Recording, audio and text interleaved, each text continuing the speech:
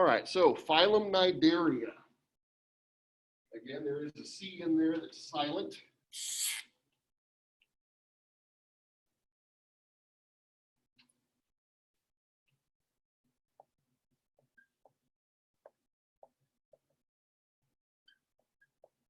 Cnidaria, it's from the Greek, meaning nettle.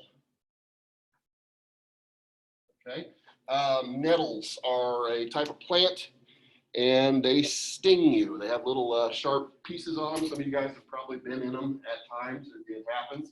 If you've ever been out in the woods, or even sometimes in your backyard, you get into some stinging nettles. Not really fun. You're going to see that these do have some of that in common with those plants. I'm going to break it down into 4 different classes. So we have kingdom Animalia, phylum Cnidaria, and now we're going to have 3 different classes, or excuse me, 4 different classes. So kingdom, phylum, class. All right, we're not going to get on farther down, you know, order, family, genus, species on these. Not that big a deal. Okay, so we have class Anthozoa.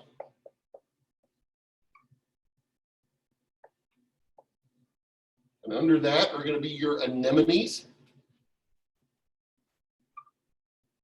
your corals, and your sea pens. All right, probably more familiar with these 2 than that one, but they look like old feather pens, those old plumes that they used to write with back in the old times, like when I was your age.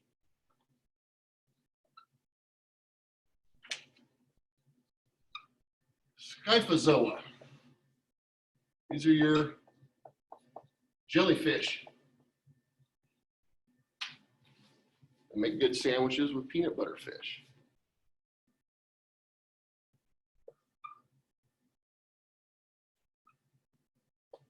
I know I said to keep it down so I could record this, but you can laugh if it really, you know. You're like, if you'd say something funny, we might. Cubozoa are what are known as box jellies, box jellyfish. These are nasty. Those are big time bad for you. They can kill you. They're also tiny, tiny, like sugar cube tiny, with very long tentacles, and they're almost impossible to see underwater, which is of course where they live. You swim into some of these, you're gonna have a very bad day. It's almost like looking at saran wrap underwater. It just kind of is invisible. These guys are nasty, bad business. And we also have hydrozoa. These are your hydras.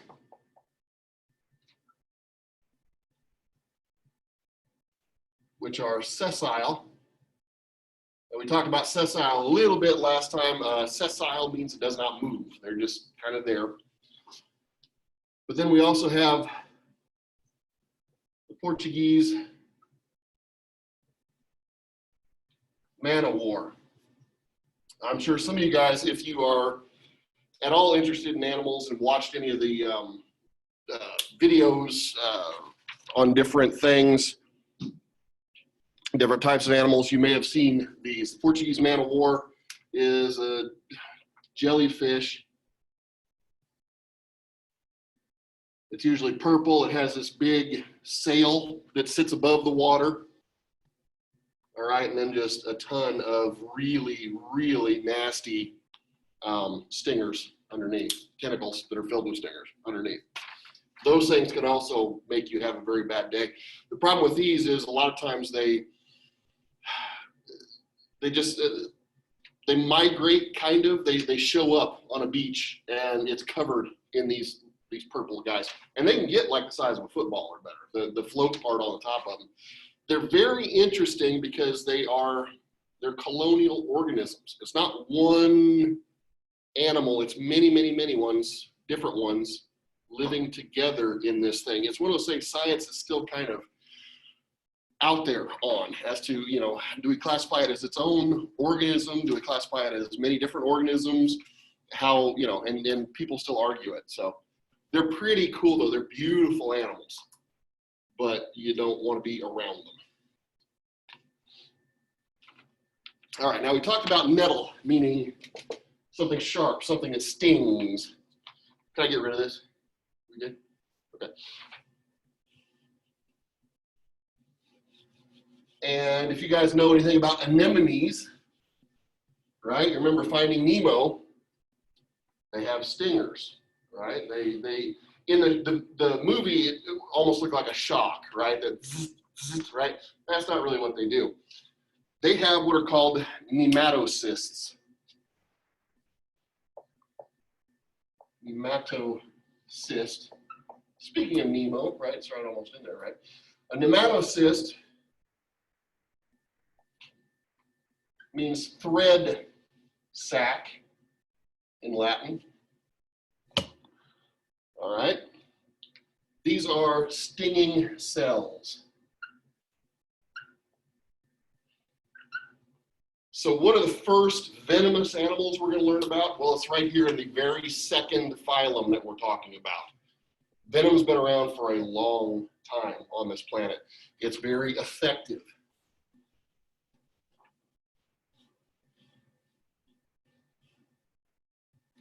I'm going to draw a nematocyst for you. And what I need you to realize is that throughout these animals, if I've got like a jellyfish,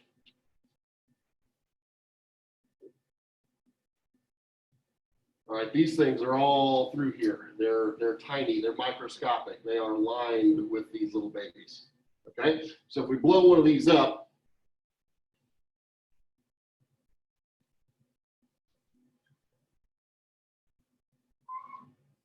it looks something like this, okay? This part is essentially a stinger, okay? It pumps venom through this whole thing. Now what happens though? How does that do anything? If something bumps right up here, it triggers it, it bursts it, it breaks it. What happens is the cell now does this, and instead of being all coiled up, that shoots out and embeds the stinger in the prey. And then it starts leaking venom into the animal. Okay? Again, there are thousands of these things along a jellyfish. In some of the corals have them as well, anemones, etc. Okay? So they are venomous.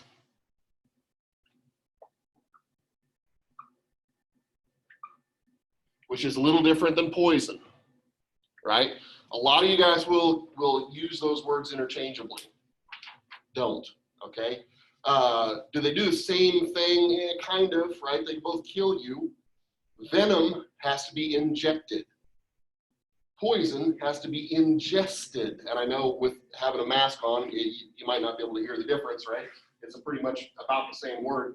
Injected, something has to get it into your bloodstream. If I am a venomous snake, I have fangs that are really good at penetrating flesh and getting it into your bloodstream. If I have a nematocyst, same thing. I can shoot that right into you and inject you with that. Frogs, some of them are poisonous. Okay? They don't go around biting you, trying to get the venom into you. You have to ingest it. Animals have to eat them, and then they get sick. Some butterflies, monarch butterflies are that way. They're poisonous. They're not venomous. You don't have to worry about them trying to get you and land on you and inject you. They don't do that, but don't eat one, okay? So what kind of toxins do these guys have? Their venom is really interesting stuff. It is pore forming. Pore forming. It has enzymes in it. I'm not sure if you guys remember much about enzymes from biology. Enzymes break things down. Pore forming, they have enzymes in them as well. Pore forming means it makes holes. Okay, it hits the muscle and starts to dissolve it. They also have neurotoxins.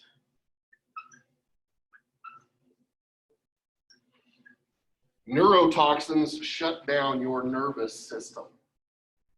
Okay, so if you are a fish and you get zapped by a jellyfish, which is not technically a fish, but if you get hit by a jellyfish, it shuts your nervous system down. So now the nervous impulses can't go from your brain down your spinal cord to your tail to make you swim anymore. It will shut down all of that process, okay? So movement becomes impossible. Breathing becomes impossible, okay?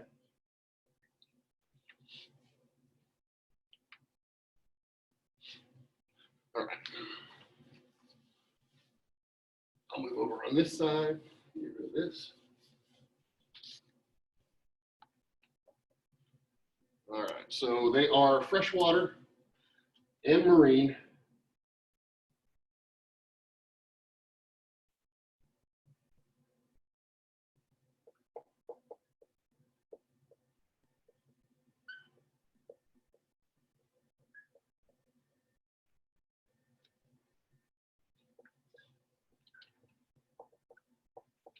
They are radially symmetrical, and we have not talked about symmetry yet, so this is as good a time as any. Symmetrical means essentially to mirror. Can you cut something in pieces and have it still look the same? If I have a pizza and I cut it down the middle, imagine that's dead center, okay, it's not, but if I do that, is it essentially the same on one side as the other? Sure.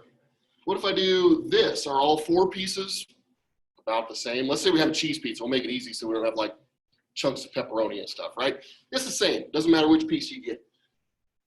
I can do it like that, right? Well, if those all crossed in the same spot, this would be radially symmetrical. Radial means it's circle shaped, and we can do this. If I take a jellyfish and I look at it from the top, what do I have? A circle, right? Is that radially symmetrical? Yes, it is. I can cut it many, many, many different ways, and each of the pieces will be the same, okay?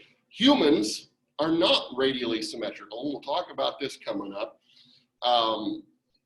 We aren't circle shaped, okay? We're what's called bilaterally symmetrical. Bi meaning two, laterally side to side, right? We can put a split right down the middle of you, and you're going to look about the same on this side as you are on the other side. Have any of you seen that to where they have done it with computers to where they make both sides of your face the exact same, like they do mirror like the left side to your right side, and it looks wrong? Because everybody's face, yes, it is pretty symmetrical, but you're a little different from side to side, okay? Your left eye might be just a millimeter lower than your right or whatever. If we put both sides and make your face perfectly symmetrical, it looks wrong. Humans have a problem with that, okay? It gets into uncanny valley, which is a totally other thing, but I love it. It's really interesting. Anyway, radially symmetrical. We'll get rid of this. Okay.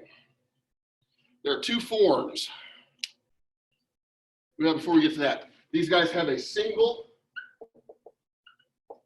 orifice, a single opening, which means it's kind of a bad thing to be a jellyfish or a coral or an anemone, because where you take your food in is also where the waste comes out.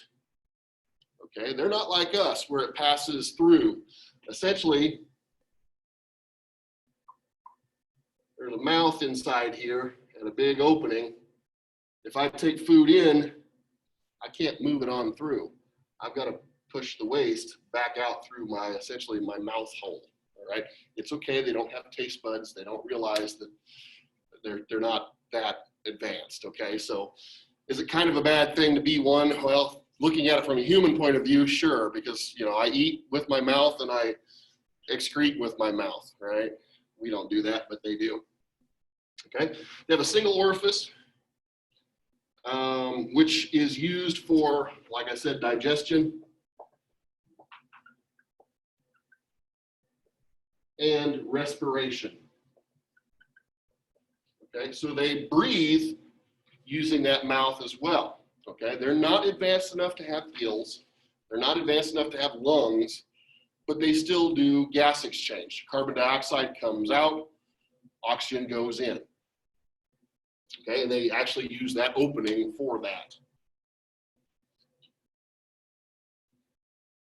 Okay, let me back over on the other side real quick. Get rid of this.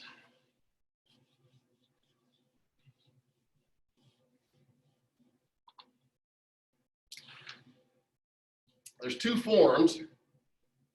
The main ones are what's known as a polyp.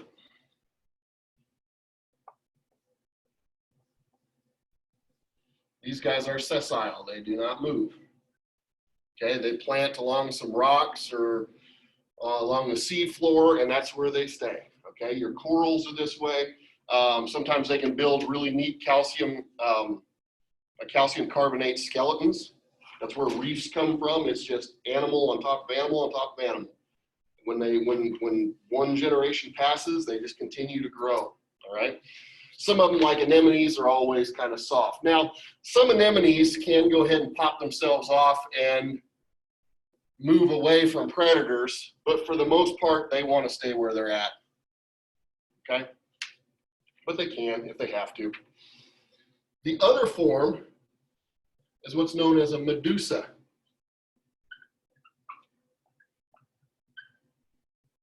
From the Greek, okay? You guys have all read about Perseus and Medusa, maybe, probably, right? A Medusa is just what you would commonly think of as a jellyfish, okay?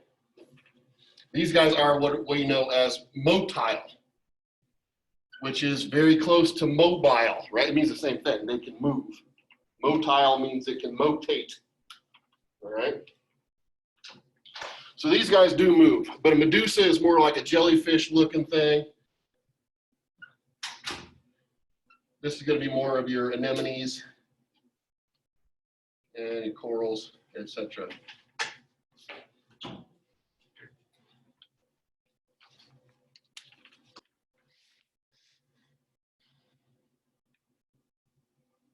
Have you guys ever watched The Walking Dead? Phylum Cnidaria was Rick Grimes' favorite phylum. Why? Because he was always talking about coral. Like I say, sometimes I just make myself laugh, and if you guys do, that's a bonus, not always. How long have these guys been on the planet? Well, much like phylum Porifera, about 500 million years ago, these guys showed up on the scene. Now, they are more advanced. They are more evolved than phylum Porifera, your sponges. These guys do more, right? They can actually move. They have muscles and nerves. They do not have brains, but they have nerves. They have what's called a neural net. They actually have nerves that run all through this structure, okay? But there's no centralized brain. But they do have muscles, so they can move, they can make themselves shorter, taller, they can spread their arms. These guys can pulsate the bell here and move themselves through the water, all right? So they are much more advanced than Porifera. Sponges don't have any of this. These guys do. And you say, well, but you told us last time that about 500 million years ago is when we started seeing sponges on the planet. Well, yeah. When I'm talking about 500 million years, is 100 or 200 million years going to make much of a dent in that? Not really. Okay, it's pretty much the same number. It's a massive number, and yeah, there's like this much difference there. Okay, so not a huge deal. Okay, any questions on this? Let me stop the Zoom. Thanks for watching. Hope you learned something.